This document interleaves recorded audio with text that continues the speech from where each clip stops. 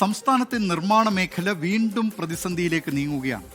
ഇതര സംസ്ഥാന തൊഴിലാളികൾ അവരുടെ നാട്ടിലേക്ക് കൂട്ടത്തോടെ മടങ്ങിയതായിരുന്നു ആദ്യ പ്രതിസന്ധി. കാത്തിരിപ്പിനൊടുവിൽ അവർ മടങ്ങിയെത്തി. ഇപ്പോൾ ഇവരുടെ കൂലി വർധനവാണ് നിർമ്മാണ മേഖലയിൽ പുതിയ പ്രതിസന്ധി സൃഷ്ടിക്കുന്നത്. പെട്ടെന്നുള്ള അധിക വർധന ആവശ്യം കരാറുകാരെ വലയ്ക്കുകയാണ്. തൊഴിലാളികളുടെ ആവശ്യം അംഗീകരിക്കാൻ കഴിയില്ല എന്ന് കരാറുകാരുടെ സംഘടനകൾ പറയുന്നു. കൊച്ചിയിൽ നിന്ന് ആൻമരിയ സണ്ണി തയ്യാറാക്കിയ റിപ്പോർട്ട് കാണാം. നിർമ്മാണ മേഖല സ്തംഭിക്കുമോ?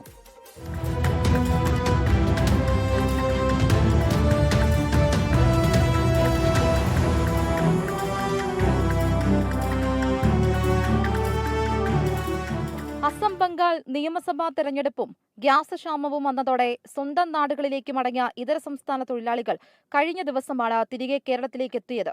തിരികെ വരവ് ഒരു ആശ്വാസമായിരുന്നുവെങ്കിലും പ്രതിസന്ധി ഒഴിയുന്നില്ല. അധിക കൂലി ചോദിച്ചു തന്നെയാണ് പ്രതിസന്ധിക്ക് കാരണം. 935 രൂപ മേസ്തിരിക്കും 845 രൂപ സഹായിക്കും. ഇങ്ങനെയാണ് സർക്കാർ നിശ്ചയിച്ചിരുന്ന കൂലി. അതിൽ നിന്നുമാണ് ഇപ്പോൾ മേസ്തിരിക്ക് 1500 രൂപയും സഹായിക്ക് 1300 രൂപയും നൽകണമെന്ന് ഇതര സംസ്ഥാന തൊഴിലാളികളുടെ ആവശ്യം ഉയരുന്നത്.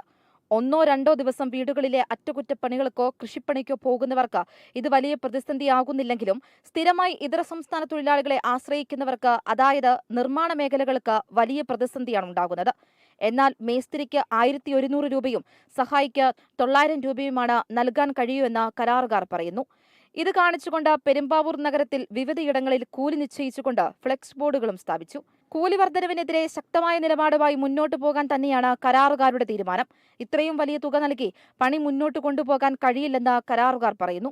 അസംഘടിത ഒരു മേഖലയാണ് കൺസ്ട്രക്ഷൻ മേഖല. അപ്പൊ ഈ റോഡ് സൈഡിൽ ഇങ്ങനെ വന്ന് പണിക്ക് പോകാനായിട്ട് നിൽക്കുന്ന കുറെ ഭായിമാരെ അടുത്ത് നിന്ന് വിളിക്കുമ്പോൾ, ഒരു ദിവസത്തേക്കൊക്കെ വിളിക്കുമ്പോൾ ചിലപ്പോൾ അവർ കൂലി കൂടുതൽ പറയും. അന്നേരം ആളുകൾ അത് കൊടുത്ത് വിളിക്കാൻ തയ്യാറാവുന്നതാണ് ഈ പ്രശ്നത്തിന്റെ കാരണം, പ്രശ്നങ്ങൾ ഉടലെടുത്തതിന്റെ കാരണം. ഒരു നിശ്ചിത തുകയ്ക്കും സമയപരിധിക്കുള്ളിലും പണി തീർക്കാമെന്ന ഉടമസ്ഥർക്ക് കരാർ നൽകിയാണ് ഭൂരിഭാഗം വർക്കുകളും കരാറുകാർ ഏറ്റെടുക്കുന്നത്. നിർമ്മാണ സാമഗ്രികളുടെ വിലവർദ്ധനവ് മൂലം ഇതിനകം തന്നെ പ്രതിസന്ധിയിലായ ഈ മേഖലയ്ക്ക് ഈ അന്യായമായ കൂലി വർദ്ധനവ് താങ്ങാൻ കഴിയില്ല.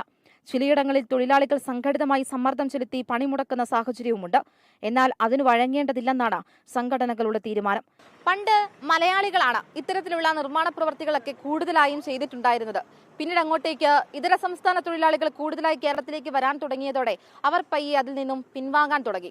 പുതിയ തലമുറയ്ക്കാകട്ടെ അതിനോടൊന്നും വലിയ താല്പര്യവും കാണിക്കാറില്ല. ഇതുതന്നെയാണ് കൂടുതൽ പ്രതിസന്ധികൾക്ക് കാരണമാകുന്നത്. കൊച്ചിയിൽ നിന്നും ആൻമരിയ സണ്ണി, 24.